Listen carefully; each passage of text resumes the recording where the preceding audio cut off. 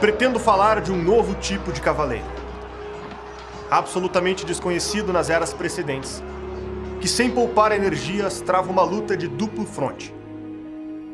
Uma luta contra a carne e o sangue, mas também contra os espíritos malignos espalhados nos ares.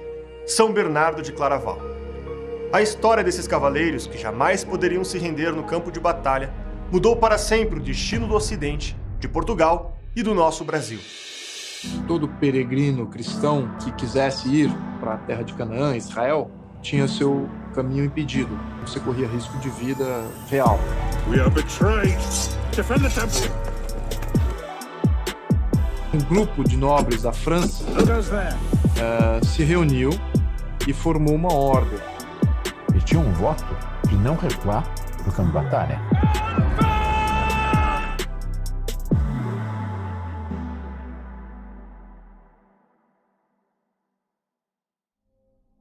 Sejam bem-vindos ao Insight BP. No programa de hoje falaremos sobre os Cavaleiros Templários. Eles foram membros de uma ordem religiosa e militar ao mesmo tempo. Como religiosos, esses cavaleiros faziam um voto de pobreza, castidade e obediência.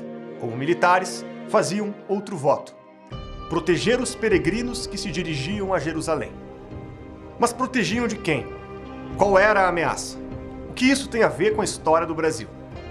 Antes de continuar, é importante que você curta esse vídeo, porque isso nos ajuda a alcançar mais pessoas, ative o sininho para não perder as novidades e inscreva-se no canal.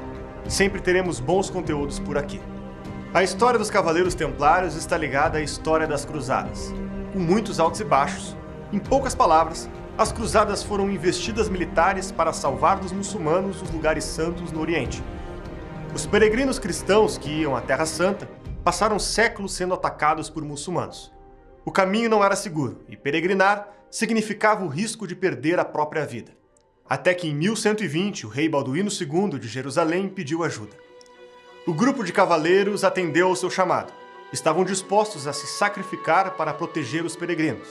Foram chamados de Pobres Cavaleiros de Cristo. Nos primeiros 10 anos, não há muitos relatos sobre suas atividades. Isso mudou com as pregações de um santo católico, Bernardo de Claraval. Por volta de 1129, ele apresentou a causa dos Templários ao Papa Honório II. Assim, a Igreja reconheceu oficialmente a Ordem dos Pobres Cavaleiros de Cristo e do Templo de Salomão. Foi o próprio São Bernardo quem escreveu os fundamentos espirituais que os cavaleiros deveriam seguir. A batalha seria dupla: lutar contra si mesmo e contra os inimigos de Cristo. São Bernardo conciliou as virtudes monásticas com as virtudes militares de um digno cavaleiro. De um monge esperava-se a mansidão, prudência e temperança. De um militar esperava-se a coragem, fortaleza e justiça. Eles deveriam seguir uma regra de vida. 4 pontos norteavam um bom templário: o vigor físico, coragem ligada ao senso de honra, lealdade ao grupo e espírito de sacrifício. A alimentação deveria ser frugal, nem leve e nem forte. O recrutamento infantil era proibido e havia teste para os adultos.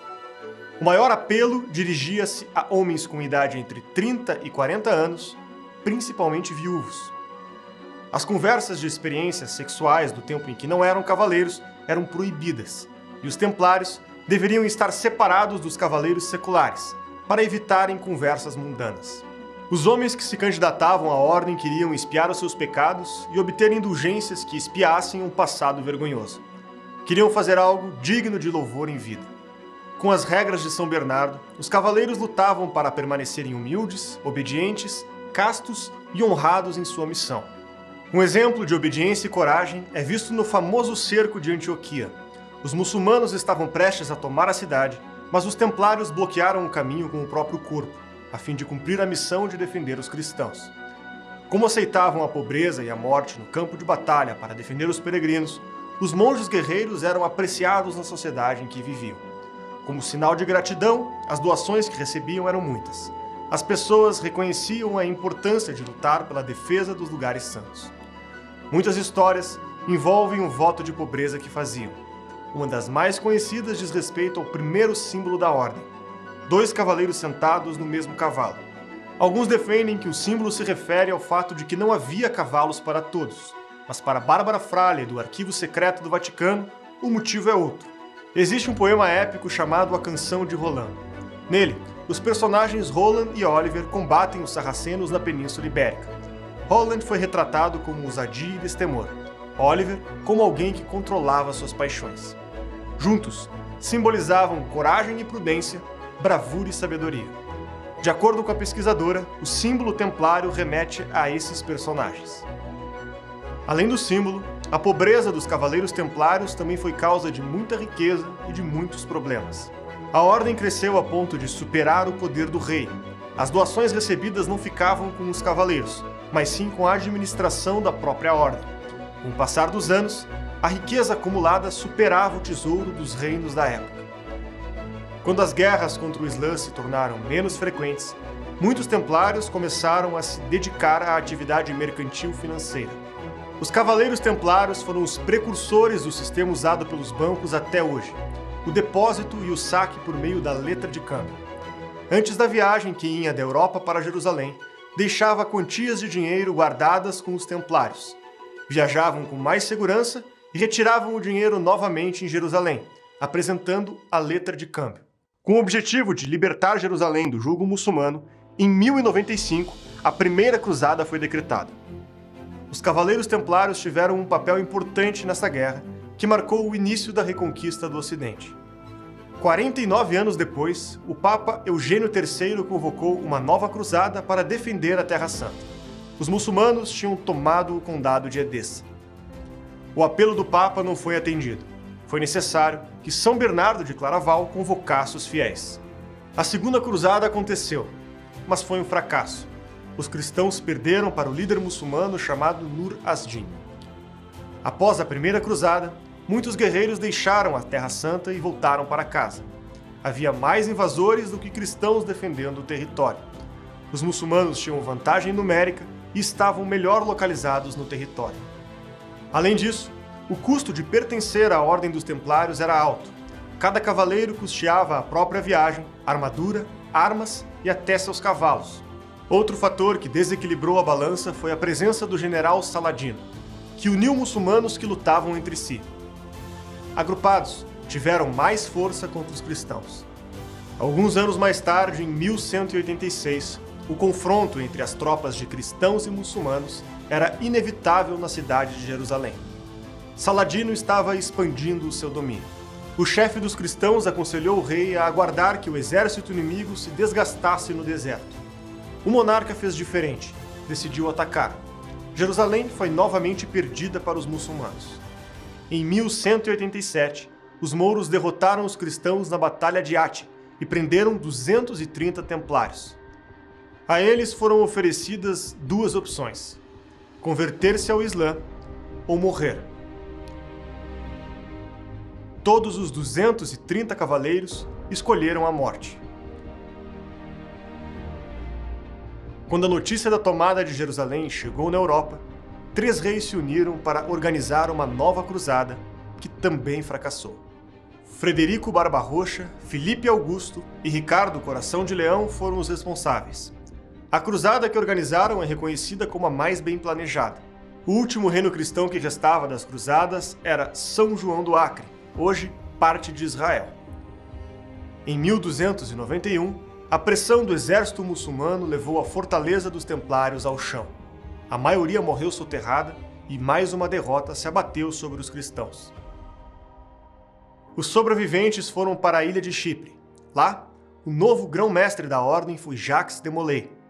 Ele foi responsável por pedir ao Papa para iniciar uma nova cruzada, temendo o fim dos templários.